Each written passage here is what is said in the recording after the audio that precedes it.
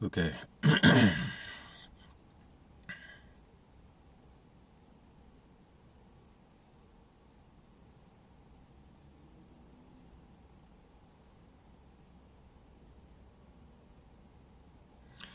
So I wanted to point to something and recover the same point that when explaining or describing this, the descriptions or explanations are obviously limited by the conditions of separation, the conditions of language which assumes separation, assumes relativity, and assumes subject object duality. And in a way, even though the, let's say,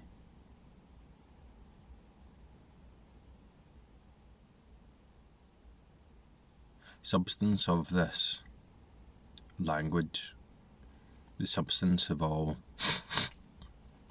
let's say, manifestation, is an expression of the ultimate, that which I'm trying to point to in a way that whoever's watching the video can recognise it in themselves. There's still a tendency here with this person to make conclusions, make mental models, over describe and I mean, I've said this so many times and but on this channel, but then the individual, the separated self, continues to do the only thing it knows how to do. It continues to operate within its own limitations.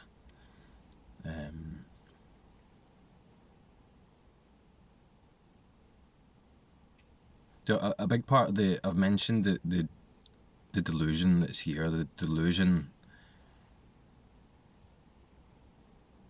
of myself that has been documented since the beginning on this channel. And there's an element of delusion in everything that I've posted. And the delusion is the assumption by the self that there is a recognition that there is something that happened, that there was an awakening, that there was a shift. And none of that's true, really. I can't remember the narrative individual. I can't remember there being a shift. I can't remember what that is. All I remember is this here, immediately. That's all I remember. The side effects and the story of those side effects are mainly what's documented on this channel, and that's not what I'm pointing to. It's quite interesting, I think, and that can be helpful for sure. But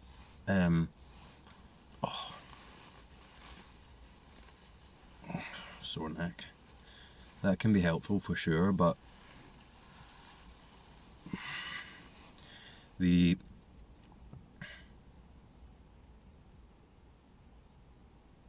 that's not the point.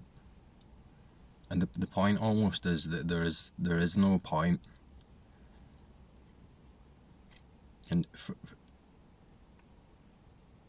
so when I've talked to people about this, it's I think it's almost always been the people that I've met online, or through this channel or whatever. So always been through the medium of written language. And the amount of discussion that I can have with people, and albeit very interesting, and like I enjoy it.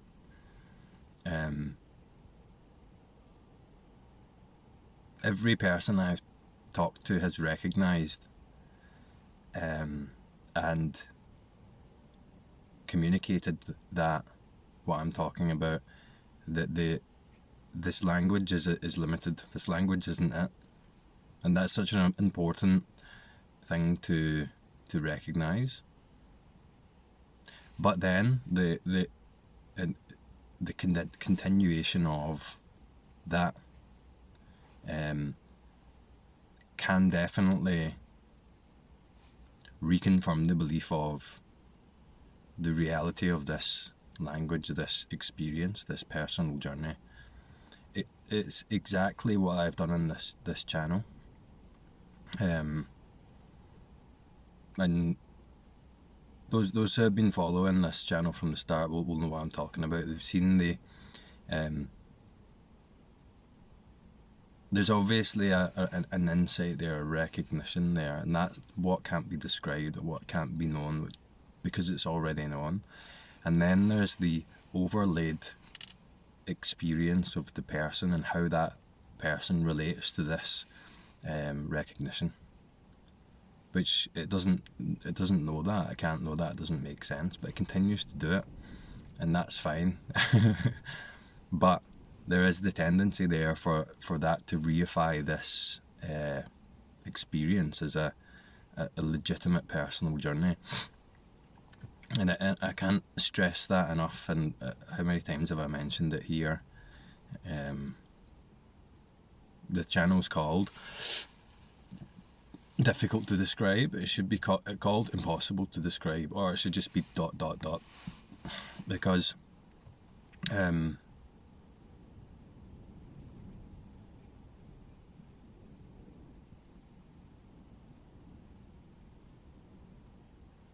because there's nothing more simple. There's nothing that can be conveyed in words.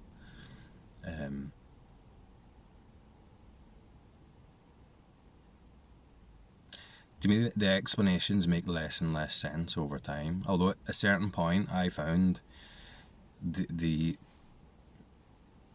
explanations of other people on the spiritual journey very, very useful and helpful.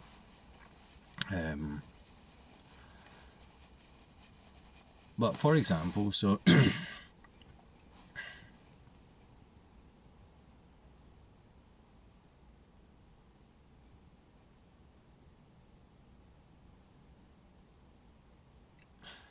the only thing we can do is give this a label. The only thing we can do is attempt to capture this in words for the sake of directing what seems like attention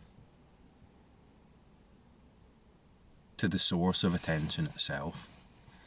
So for example, presence, present aliveness, present awareness, beingness, thisness, isness, all words pointing to the same thing which is not a thing. The ongoing now, which is not ongoing in time, but obviously transcends time completely, that in which the perceived experience of time appears. My point in this video is it's such a tricky thing, the mind. So with that first recognition, I mean, obviously what I'm going to talk about is there are contradictions, massive things that just don't make sense. Paradox, whenever I talk, I assume a relative position for the sake of describing, of course. But with that first recognition, as people call it, I made a video about this, the I am, the recognition of, let's say, yourself as present awareness. That's what it kind of seems like.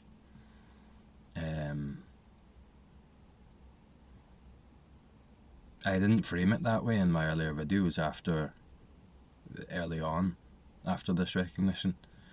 But then gradually over time, it reframes itself. That sense of self, I said this before, escapes out into something more vast. It's like the sense of self re-identifies with something less constricted, something less confined, something less limited, something less or not subject to limitation, time, death and birth. And it's such a radical realization. But there is a trick in there from the mind. The ego, I think I vaguely remember in one of my videos saying, I feel like I have expanded out of this self into more self. That's the way I put it, I think. And that's a more ultimate, more infinite self. But there still is an identity there. There still is a reification of something there, and it's very strong. At the start, it's very strong. Because the mind can't comprehend that insight, that reality. So it does what it can to reframe it into something where it can stabilize itself, and that's what it seems to do. Once the mind narrative individual entity is seen completely through as non-existent, then this ultimate self, this expanded sense of reality, is still considered to be a solid reality. And even I've been talking to someone online who's going through these recognitions, these shifts, and it's really interesting how similar the narrative of that is to my own, and I recognise similarities there, and it's quite interesting. But this person, he said something like described this presence, this new expanded sense of self as I think, sorry if my memory's not great, as solid, or stable or something like that. And it seems solid because you suddenly become aware of this sensory experience, and the sensory experience is assumed to be a solid reality. That solid, steady state of stillness, of presence, is rock solid compared to the ups and downs, the ghost-like apparition or seeming apparition of the mind narrative self. The contrast there is massive, and we get in touch with this solid, steady presence, and you kind of ground yourself there, and it's amazing. It feels amazing. It's that's one of the most radical things. Recognition. It will be for someone who goes through this the most radical recognition, the most radical change in perception ever in life, hands down. Like, but the person isn't really experiencing that. It's not an experience.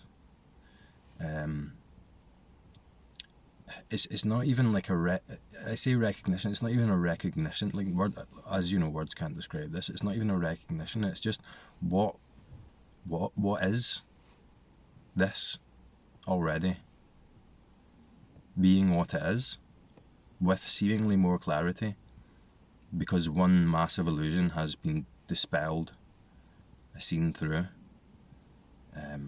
and all the nonsense of that illusion, let's say, dissipates into and is seen to be, is in part of this steady, solid awareness, we call it. I can't call it anything, and it's difficult to describe, but once you know that, you follow it back, you get in touch with your essence, let's say, what you are fundamentally, and it's powerful. But there is this strong tendency of the mind to reframe a solid reality, a solid, stable ground of being, and that's what that's what the kind of like the solidness is initially. This re-identification is so quick; it happens instantly, and it's, if you pay attention, it's only like that, framed from a point of view, framed from a reference point, from a position of experience, a relative position of experience. The actual, let's say, the actual, I'm going to say reality of it, insight of it, the actual, let's say, experience without the reference point isn't anything. It isn't solid. It isn't anything. It isn't not solid. It is entirely paradoxical. But the mind still has this very strong tendency to figure things out, reorient itself in a way that it can control for its own safety, in a way, and its own functionality in a world.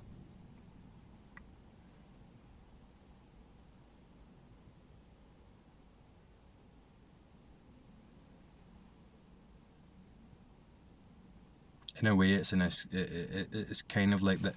It's an entirely necessary step, I think. But in a way, it almost is a form of disassociative escapism. In the way the mind narrative self frames it, not in the actual inexplicable itself, which isn't a thing, an object, or an experience. I'm going to contradict myself a lot now. So it feels, if I was to try and frame it and describe it, it feels like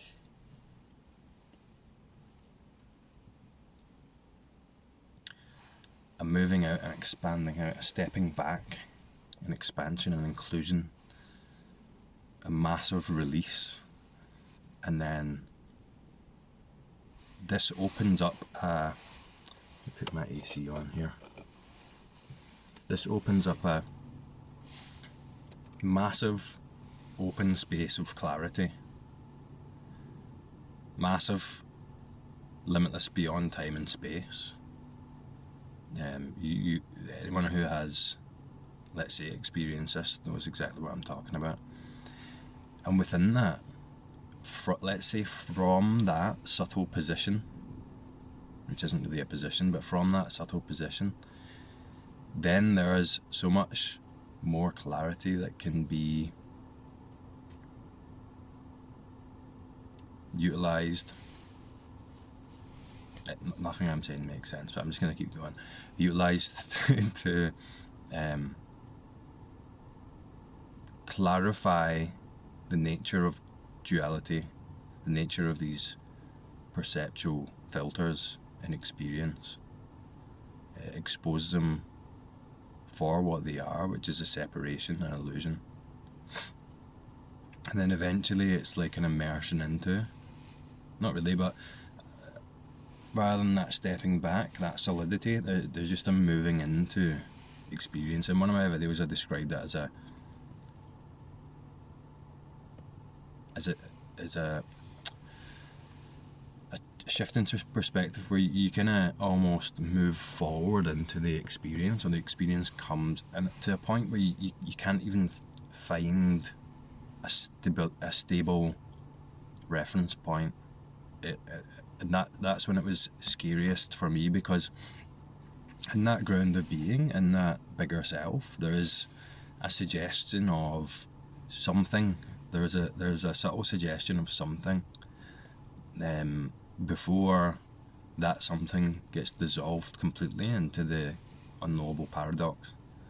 And at that point, I mean, I've tried, how many times have I tried to describe it? At that point, it can't be described. Like, and with that, and you see this phase that I went through as well. With that, the need to describe it, the need to figure it out and stabilize, phases out, and then it's just the interest in that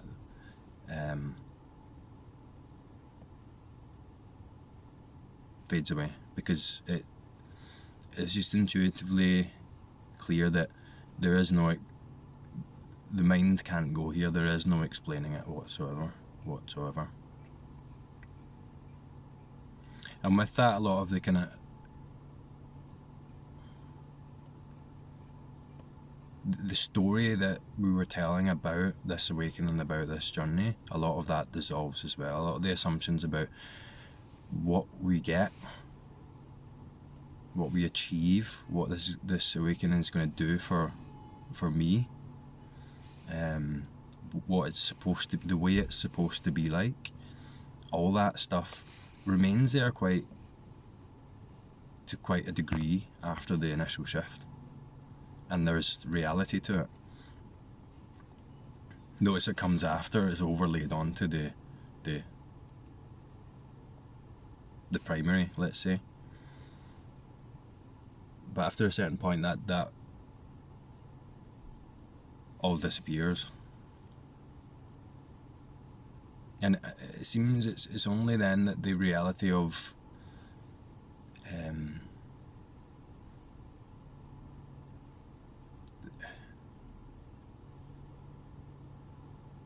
the journey, the spiritual journey, is completely extinguished.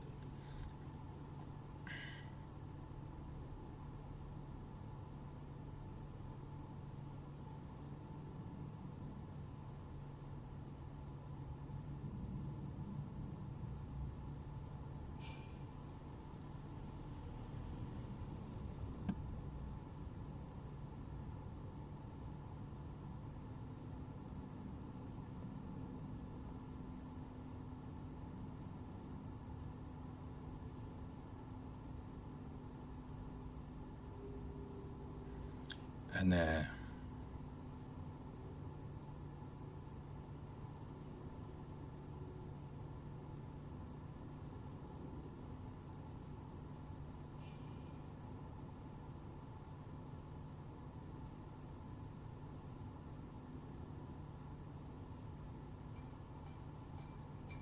seems to be quite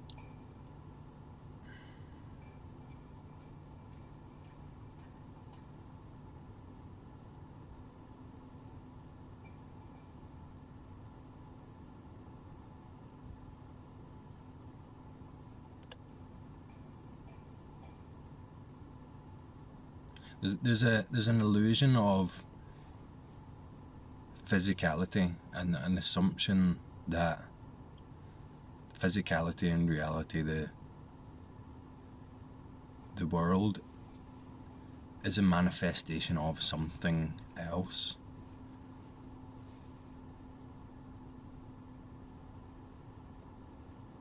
Is an apparition that then goes somewhere. Like that illusion of time becomes condensed down to a finer, more immediate, more kind of subtle assumption. And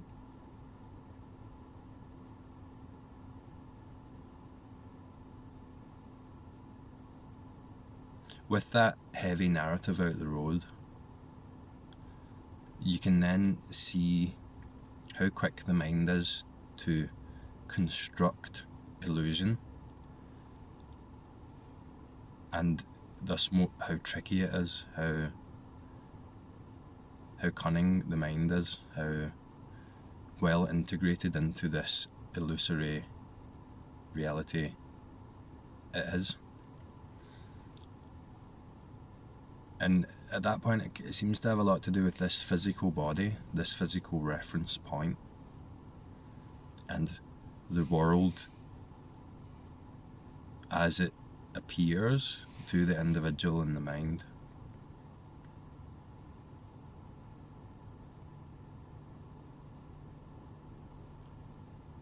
The continuing assumption that there is a world, there is a body here, separate from it, moving through it, that there are separate things of many,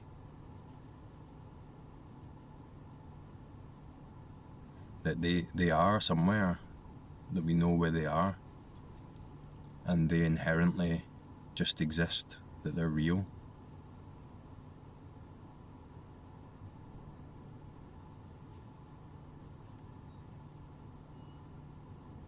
And at a certain point, it's clear that that's not the way it is, and there isn't a world. There isn't a world. There aren't things. Really, all there is nothing, which sounds fucking ridiculous to the mind, and it'll always sound ridiculous to the mind, but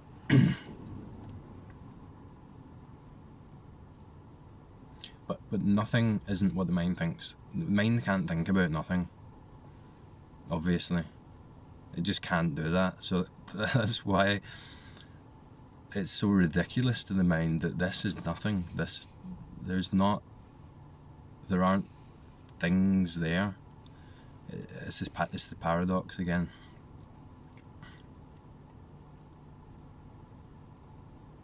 But my point with this video was to describe that there seems to be this disconnect initially.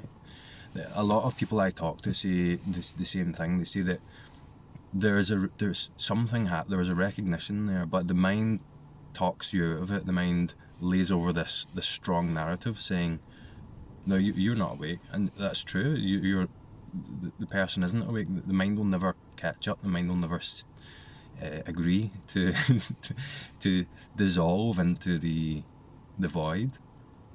It will always continue to do that for a long time out of habit, but there clearly is this intuitive recognition there, and that's what I'm always pointing to, that intuitive recognition. Although I use a lot of bullshit words to try and describe it, which probably isn't that efficient, but that recognition, there seems to be a disconnect there between the narrative self and then this recognition of there seems to be a duality there, and that duality can be problematic for a while. It's just not believing that no thought is true, not believing any thought whatsoever, nothing, like indiscriminately, no thought, nothing your mind tells you in regards to this is true at all. So when I say that there was a recognition here, there was a perceptual shift, that's not true. That's not true. All there is this. All there is this. And I can't say a true thing about it.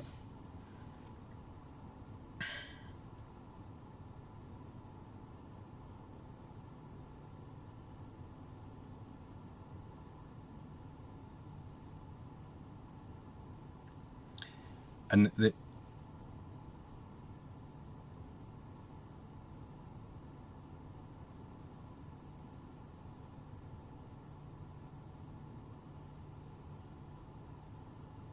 for me, at one point, it did seem like the mind tied itself up, the mind contradicted itself, and that kind of imploded and created a gap. But the truth, this recognition, this awakening is in you. Whoever's watching this video is in you and you alone, and nothing I can say, none of these words can touch that. I mean, there's almost no value that these words ultimately can give, because it all comes from your true nature, whatever that is, and that's all you need. So I can't give anyone anything, or of course, because I can't say anything that's true, but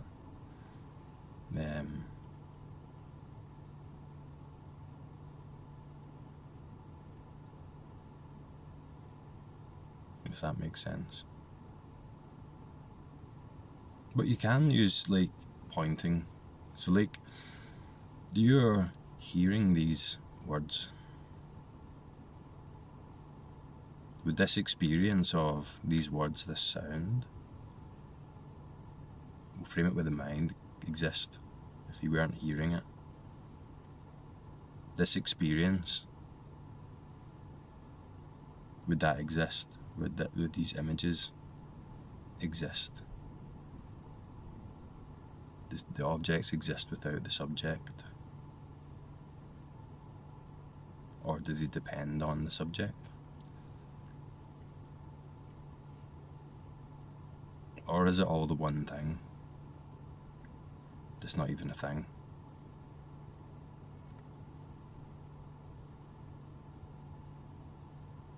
Is this experience your experience, or is it just an experience? Is it even an experience if you don't frame it in some way?